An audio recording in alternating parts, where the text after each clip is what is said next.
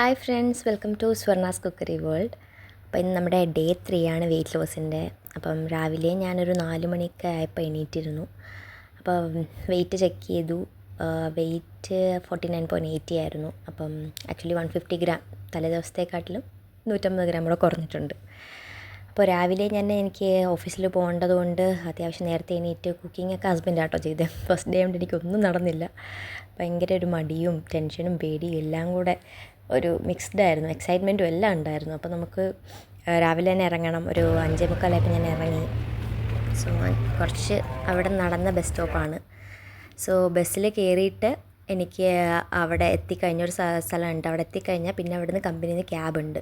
പിന്നെ ക്യാബിൽ കയറി ഓഫീസിലോട്ടൊരു 15 to 17 minutes ഉണ്ട്. രാവിലെ അത്രേ ആവുള്ളൂ.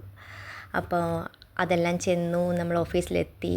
എന്നോടൊന്ന് റിസപ്ഷനിൽ വെയിറ്റ് ചെയ്യാൻ പറഞ്ഞു. അപ്പോൾ ഞാൻ അവിടെ ഇരിക്കുകയായിരുന്നു.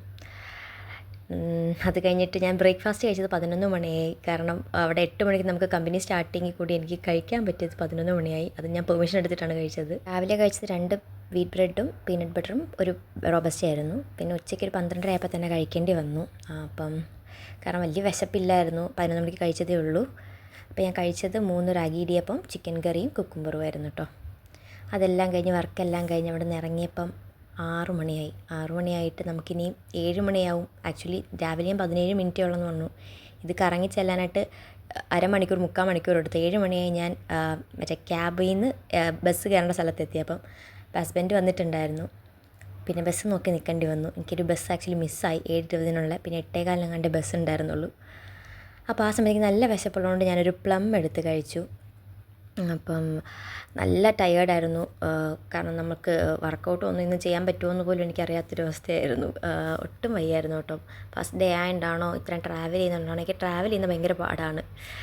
അതെല്ലാം കഴിഞ്ഞ് 9 മണിയൊക്കെ ആയി എത്തിയപ്പോൾ ഇപ്പോൾ എനിക്ക് ഹസ്ബൻഡ് ഓട്സ് ഉണ്ടാക്കി വെച്ചിട്ടുണ്ടായിരുന്നു. ഓട്സും ചിയാ സീഡ്സും പിന്നെ ഡേറ്റ് സിറപ്പും പിന്നെ കുറച്ച് സീഡ്സ് ഇട്ടിട്ടുണ്ട്. അപ്പോൾ അതിനകത്താണ്, അത് കാണുന്നില്ല.